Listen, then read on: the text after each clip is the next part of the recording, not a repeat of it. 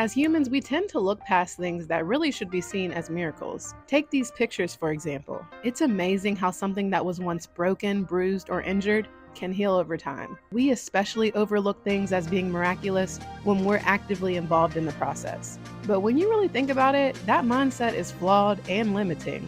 We should celebrate how amazing the human race is and how we can actively take part in everyday miracles. Imagine if you lived during an earlier time and you were told that you could heal your body by eating healthier, that people performed surgeries to fix eyesight, that people could perform organ transplants, etc. Depending on the time, it would be seen as miraculous. But the more we understand how things work, the less we appreciate the process. And that takes away the awe factor in life sometimes. So learn to be both educated and grateful of the world that we live in, and the incredible things that human beings are capable of. Healing and restoration is possible because miracles happen every day, and you may just be a part of one.